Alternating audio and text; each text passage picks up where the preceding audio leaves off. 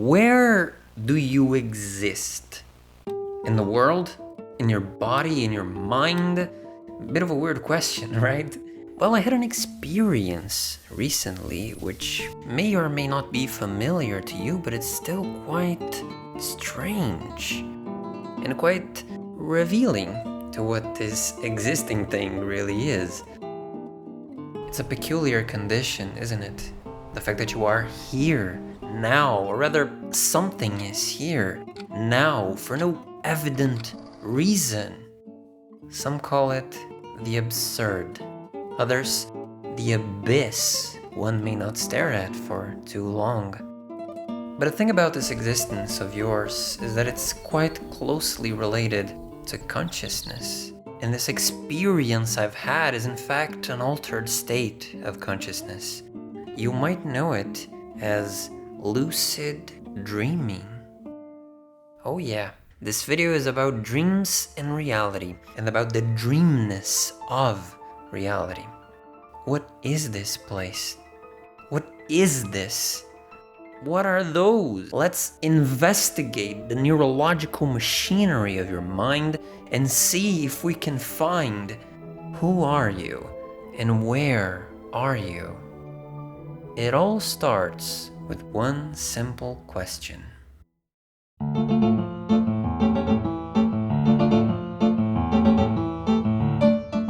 It's a common idea that dreams are somewhat evidently less real than our waking lives. You know, they're kind of blurry, low resolution. In fact, a popular notion for a long time was that we dream in black and white. Why would people even think that? I know why. Because we base it not on the dreams themselves, but on the recollection of them, and that's the problem. From the second you woke up this morning, the dreams had already dissolved into this hazy, foggy, fragmented ghost. This can happen so instantly that a lot of people believe they don't dream at all. That's how fast you forget it. Why? As you may know, our sleep has stages. First we have N1 and N2 and N3, the so-called restorative stages where you properly rest. And then we have the famous REM stage, named that because your eyes go woo woo woo, and is when the most long, vivid, full dreams take place. During these stages, your brain does some things that make quite clear how remembering your dreams is not very important. For example, the hippocampus, which is your main recorder of memories, starts doing something else. It begins processing the memories collected during the day in a process called memory consolidation. But even if part of the hippocampus was still available for memory creation, and it is, your brain is not a computer, things are not just on and off, it needs norepinephrine, which you can think of as a glue that allows the memories to stick. And when you sleep, the brain stops making norepinephrine. It just stops. The glue runs out. Too bad. What do you want me to do? What do you want me to do? But what if that didn't happen? And you remembered your dreams like you remember your life? Well, narcolepsy is a condition in which the brain is unable to regulate sleep-wake cycles. The patients can, for example, suddenly fall asleep out of nowhere and go straight into REM stage, which is awful, but you see where I'm getting at. Since the brain can't properly regulate these transitions, there's an overlap. The brain goes into REM, starts dreaming very vividly while it's still doing wake things.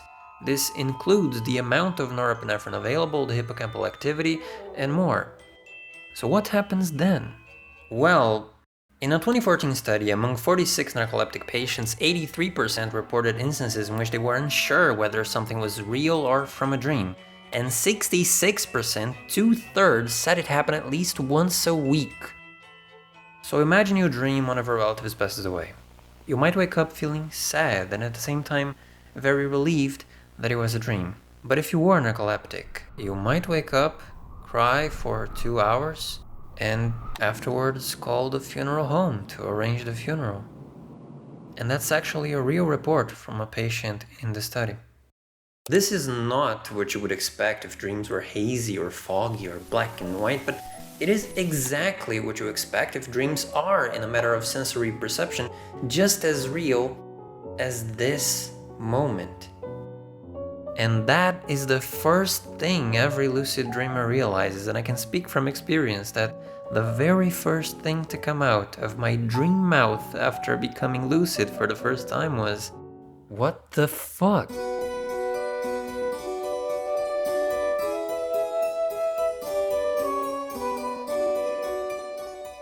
How do you know that things exist?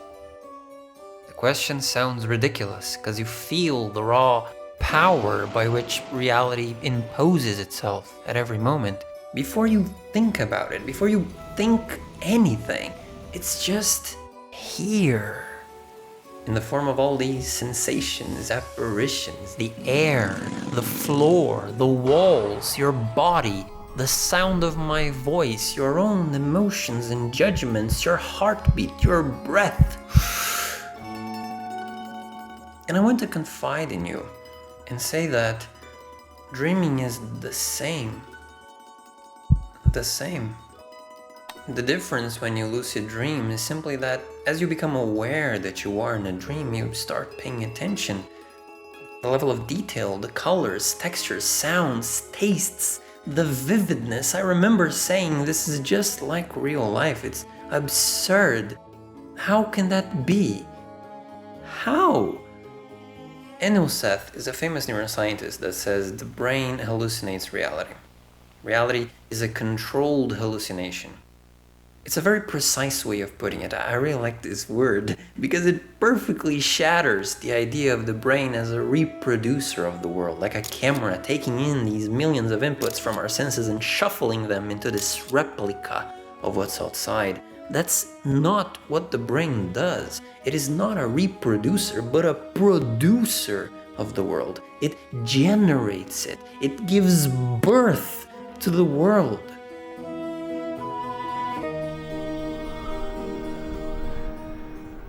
And it doesn't need your senses to do that.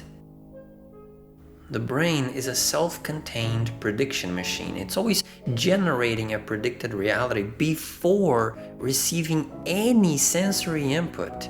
When it does, it simply adjusts the hallucination to it if it needs to. David Gheolan describes this very scary type of blindness called Anton syndrome, in which the patient denies their blindness. A group of doctors will stand around the bed and say, "Mrs. Johnson, how many of us are around your bed?" And she'll confidently answer 4, even though in fact there are 7. A doctor will say, "Mrs. Johnson, how many fingers am I holding up?" She will say 3, while he's holding none. You see, this patient had a stroke that seems to have damaged the path between her eyes and the visual cortex, but for her nothing's changed. Her visual reality is being generated, even if her eyes are simply not participating anymore. Which is very scary, but also quite analogous to dreaming. Except dreaming involves all senses. We have clear evidence that while in REM, all parts of the brain involved in the fabrication of physical experience, the visual, auditory, somatosensory cortex, the vestibular system, everything is just as active as when you are awake, sometimes more active. This is called paradoxical sleep, because if you simply look at your brain activity in a monitor, it would be quite hard to tell if you're awake or dreaming. It's not a surprise then that it feels the same when you're there. It is the same. The reality is being created the same way. And once again, I can speak from experience.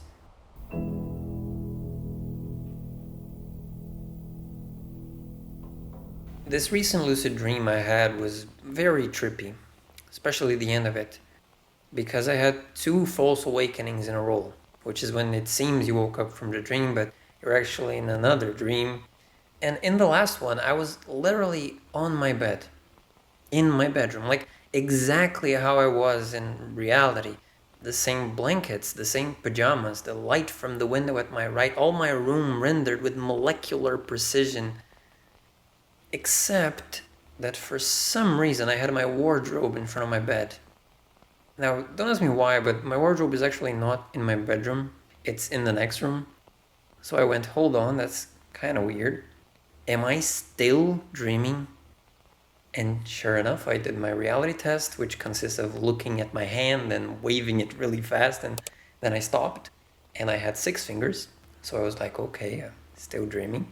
God damn it. At this point, I was kind of tired, right? I had been lucid for a while, and I had done the main thing I planned to do if I managed to get lucid. Because Lucid dreaming can be so powerful therapeutically, right? To understand things about yourself, to talk directly to your subconscious, to plant suggestions and emotions you want to embody, and so much more. But I didn't want to push my luck. I had already done the main thing I wanted, and I was satisfied. I kind of just wanted to wake up, and then I did. I woke up for real. And it was so weird, because there I was, in the same room, same bed, same blankets, same windows, same everything.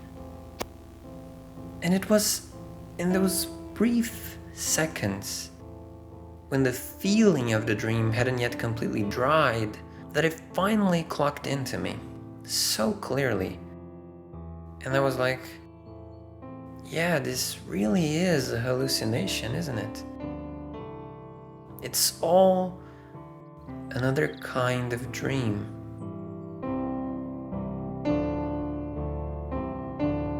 Because it's one thing to understand it intellectually. You can say, yeah, my brain is creating the whole world right now. Whatever. Because you don't feel like that. You feel like you are in your body. And you identify with the body. You're this small intruder in this vast, strange world. And I do too. It was just on that brief moment, and sometimes while I'm meditating, that I managed to break the spell, the illusion of separation between me and reality. And it feels great. Which might come as a surprise for some. After all, if we put into other words, what I'm saying may also feel a bit claustrophobic, right? Like you are in fact forever trapped in this fake world hallucinated by your mind, while the real world is forever out of reach. But I don't think that's quite right. I think this is a very logical and yet confused intellectual account of what's happening. The truth is much more beautiful, and the conclusion is not that you are imprisoned, but the opposite. You are much more free than you could ever imagine.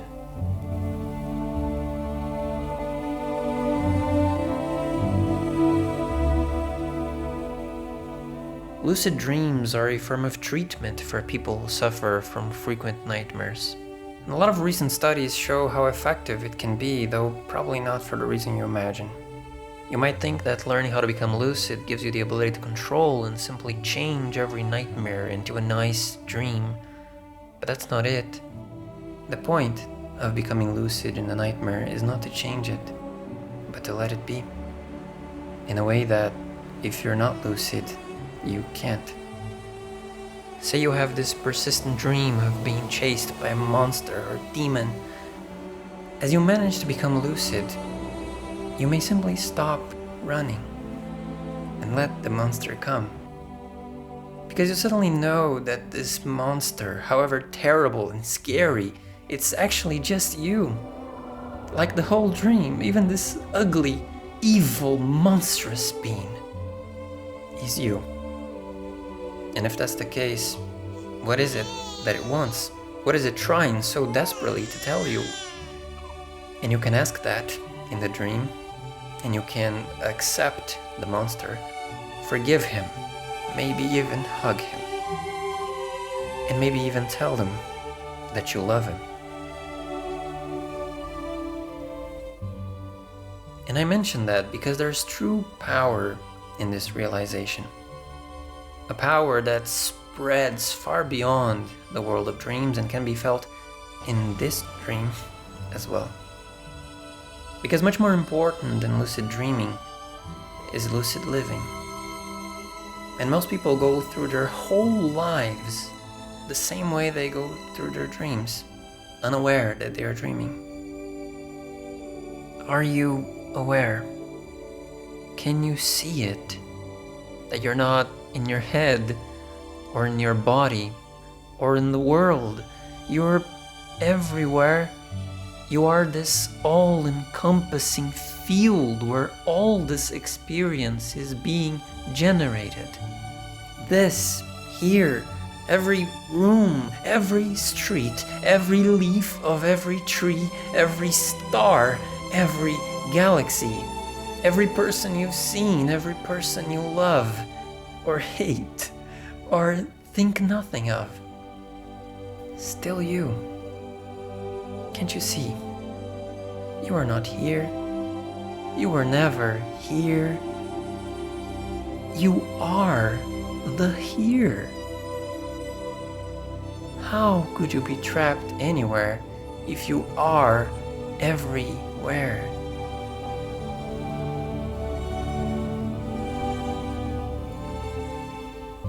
But this is not a dream your mind creates on its own, is it? The most miraculous part of this reality is that even though this is all you are not alone. I am here with you. How can that be? If I'm here in my own dream and you are in yours, how is it that I exist here but also here? It's a paradox, an unsolvable contradiction, and yet here we are. I am me and I am you. You are you and you are me at the same time. The way I see it, it's like I am the sea, forever mesmerized by all those waves flowing through me. They are very beautiful. One of them believes it is me, yet I am the sea, and the waves are not me. The waves are made of sea, but the sea does not make them. They happen from above, they come from the wind. The wind wants to be wave, but alone it cannot be. The wind becomes wave only when it finds the sea. The same wind travels through many seas and becomes many waves. Those waves create their own winds, and those winds travel further still. It is a never-ending dance of waves, winds, and seas.